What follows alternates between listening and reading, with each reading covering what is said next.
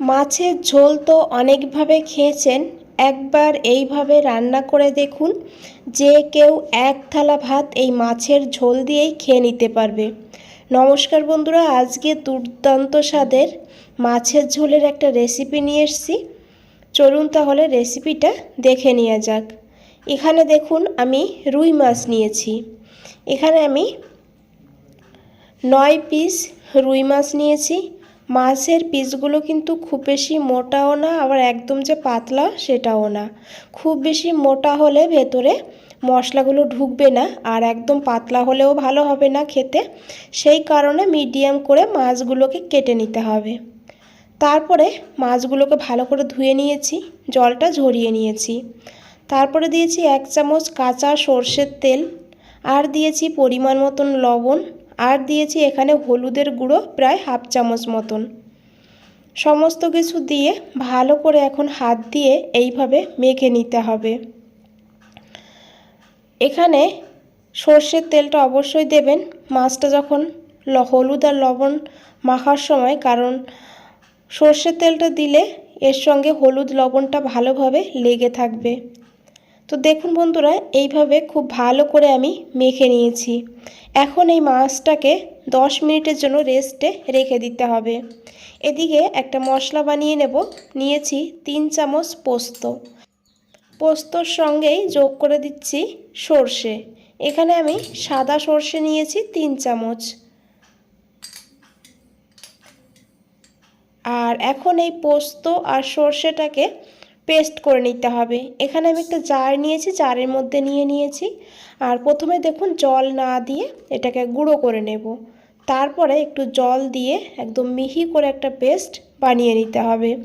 অল্প মশলা হলে এইভাবে করবেন, তাহলে খুব ভালো করে পেস্ট হবে। আপনারা চাইলে শিলেও কিন্তু বেটে নিতে পারেন। মশলাটাকে বেটে আমি একটা বাটিতে নিয়েছি। এদিকে একটা কড়াই বসিয়ে দিয়েছি। কড়াইটা ভালো করে গরম করে নিতে হবে। তারপরে দিয়েছি পরিমাণ মতন সর্ষের তেল। আমি রান্নাটা সর্ষের তেলেই করেছি, আপনারা চাইলে সাদা তেলেও রান্নাটা করতে পারবেন। তারপরে দিয়েছি একটু লবণ। লবণটা অবশ্যই দেবেন, তাহলে আর মাছটা ভাজার সময় কড়াইয়ের নিচে লেগে যাবে না। তারপরে খুব ভালো করে তেলটাকে গরম করে নিয়েছি, আর তারপরে দিয়ে দিয়েছি এই মাছগুলো। যখন তেলের থেকে ধোঁয়া উঠবে তখন গ্যাসের ফ্লেমটা লো করে দেবেন। তারপরে মাছগুলো দিয়ে দিতে হবে। আর এইভাবে মাছটা ভাজলে একদম মাছগুলো ভেঙে যাবে না বা কড়াইয়ের নিচে লেগে যাবে না। তো দেখুন মাছটা আমি কিন্তু সবগুলো একবারে ভাজবো না, কারণ একবারে ভাজা যাবে না, সেই জন্য আমি 2 বার করে ভেজে নেব। তো প্রথমে দেখুন বন্ধুরা, মাছটাকে আমি হালকা হালকা করে ভাজবো। একদম কিন্তু কড়া করে ভাজা যাবে না। কড়া করে ভাজলে তাহলে এই ঝোলটা মাছের ভিতরে ঢুকবে না, আর মাছটা সিদ্ধও হবে না, খেতে কিন্তু ভালো হবে না। এইভাবে হালকা করে মাছটাকে ভেজে নিতে হবে। আশা করি দেখে বুঝতেই পেরেছেন বন্ধুরা। এইভাবেই মাছটা ভেজে তুলে নিতে হবে। এখানে মাছটা ভাজা হয়ে গিয়েছে। আমি এখন এই মাছটাকে একটা একটা করে এইভাবে আস্তে আস্তে করে তুলে নেব।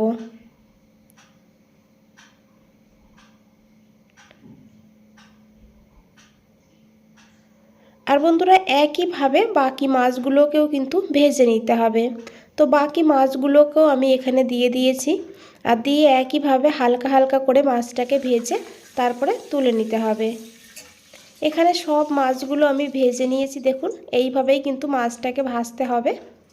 এই তেলেই রান্নাটা করব। নিয়েছি 1/2 চামচ গোটা জিরা, আর নিয়েছি এখানে 6-7টা গোলমরিচ। তারপরে নিয়েছি গোটা গরম মশলা, 2টো ছোটো এলাচ, দারচিনি একটু, আর লবঙ্গ নিয়েছি 4-5টা। তারপরে নিয়েছি 2টো শুকনো লঙ্কা, আর নিয়েছি এখানে একটা তেজপাতা। ফোড়নটাকে একটু ভেজে নিতে হবে, সুন্দর একটা গন্ধ বের হবে এইভাবে দেখবেন ভাজতে ভাজতে। তারপরে এখানে যোগ করে দিতে হবে পেঁয়াজ। এখানে আমি 2টো মিডিয়াম সাইজের পেঁয়াজ এইভাবে পাতলা পাতলা করে কেটে নিয়েছি। পেঁয়াজটাকে এখন হালকা করে ভাজবো।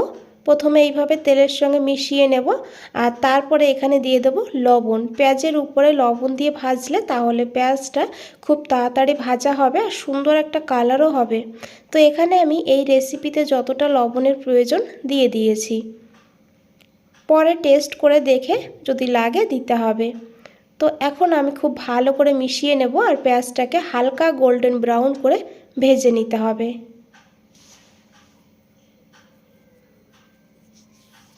তো দেখুন বন্ধুরা, পেঁয়াজটা ভাজা হয়ে গিয়েছে। এইভাবেই কিন্তু পেঁয়াজটাকে ভেজে নেবেন।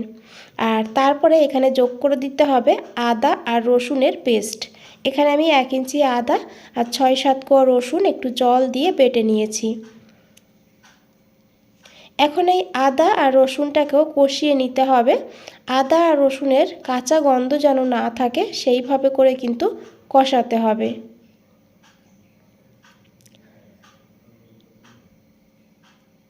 তো দেখুন বন্ধুরা, আদা আর রসুনটাকে কষিয়ে নিয়েছি। এইভাবে কষিয়ে নিয়ে তারপরে আমি এখানে একটু যোগ করে দেব জল, যাতে এই পেঁয়াজ আর এই মশলাটা পুড়ে না যায় সেই কারণে। আর তারপরে যোগ করে দেব কিছু গুঁড়ো মশলা।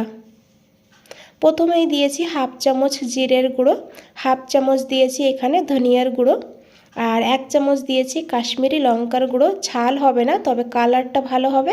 আপনারা বাদ দিতে চাইলে বাদ দিয়েও রান্নাটা করতে পারেন, কোনো অসুবিধা হবে না।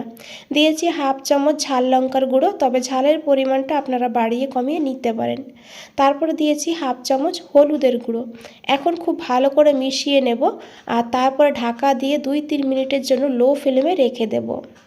2-3 মিনিট হয়ে গিয়েছে, ঢাকনাটা খুলে নিয়েছি। তো দেখুন মশলাটা কিন্তু খুবই সুন্দর এখানে হয়েছে আর পেঁয়াজটা কিন্তু একদম সিদ্ধ হয়ে গিয়েছে, গলে গিয়েছে পেঁয়াজটা। এইভাবেই মশলাটাকে ভালো করে কষিয়ে নিতে হবে। এই মশলাটা যত ভালো করে কষাবেন এই রান্নার স্বাদটা কিন্তু ততই ভালো হবে। তো দেখুন মশলাটা খুব ভালো করে কষিয়ে নিয়েছি। এখন এখানে যোগ করে দিতে হবে পোস্ত আর সর্ষে বাটা। এখন আবারও 2-3 মিনিট ভালো করে কষিয়ে নিতে হবে, কারণ পোস্ততেও কিন্তু একটা কাঁচা গন্ধ থাকে, সেই গন্ধটা যেন না থাকে সেইভাবে করে ভালো করে কষিয়ে নিতে হবে। তো আমি লো ফ্লেম করে 2 মিনিটের জন্য ঢাকা দিয়ে দেবো। 2 মিনিট পর ঢাকনাটা খুলে নিয়েছি। আশা করি বন্ধুরা দেখে বুঝতেই পেরেছেন মশলাটা দেখতে কতটা সুন্দর হয়েছে।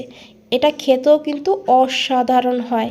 না বানিয়ে খেলে এইভাবে বুঝতে পারবেন না। যদি এখনও না বানিয়ে থাকেন তাহলে এইভাবে বানানোর একবার অনুরোধ রইল। তো দেখুন আমি মশলাটাকে খুব ভালো করে কষিয়ে তারপরে দিয়ে দিয়েছি ভেজে রাখা মাছগুলোকে দিয়ে হালকা হাতে এইভাবে মশলার সঙ্গে একটু কষিয়ে নিলাম। তারপরে যোগ করে দিয়েছি জল। এই যে ছোট বাটি, এই ছোট বাটির 2 বাটি জল আমি যোগ করে দিয়েছি। আর অবশ্যই এখানে হালকা গরম জল যোগ করতে হবে। তো যেমন আপনারা গ্রেভি রাখবেন সেইভাবে জলটা দেবেন। আমি কিন্তু একদম ঝোলঝোলো করব না, আবার একদম শুকিয়েও ফেলবো না, সেইভাবে জলটা দিয়েছি। তারপরে হালকা হাতে একটু মিশিয়ে নিয়ে দিয়েছি 4টে চেরা কাঁচা লঙ্কা। আর তারপর ঢাকা দিয়ে লো টু হাই ফ্লেমে 5 মিনিট রান্না করে নিয়েছি। 5 মিনিট হয়ে গিয়েছে, ঢাকনাটা খুলে নিয়েছি। এখন একবার খুব ভালো করে মিশিয়ে নেব। বন্ধুরা রেসিপিটা ভালো লেগে থাকলে অবশ্যই একটা লাইক করে দেবেন আর চ্যানেলটাকে সাবস্ক্রাইব করে পাশে থাকবেন। তো দেখুন বন্ধুরা মিশিয়ে নিয়েছি। আর এখন একটু যোগ করে দেবো ধনেপাতা। তো এখানে আমি গরম মশলার গুঁড়ো দেবো না, কারণ এখানে আমি পোস্ত বাটা দিয়েছি। পোস্তরও কিন্তু আলাদা একটা ফ্লেভার আছে। আর তাছাড়াও তেলের উপরে গোটা গরম মশলা দিয়েছিলাম, সেই কারণে কিন্তু দেব না। তো আমি ঢাকা দিয়ে 5 মিনিট স্ট্যান্ডিং টাইমে রেখে দিয়েছিলাম। 5 মিনিট পর ফিরে এসেছি। এটা কিন্তু খেতে অসাধারণ, একবার হলেও বানিয়ে দেখবেন, তারপরে আমাকে কমেন্টে জানাবেন। বন্ধুরা আজ তাহলে এই পর্যন্তই, ফিরে আসছি নতুন কোনো রেসিপি নিয়ে। ভালো থাকবেন, সুস্থ থাকবেন, সবাইকে অনেক অনেক ধন্যবাদ।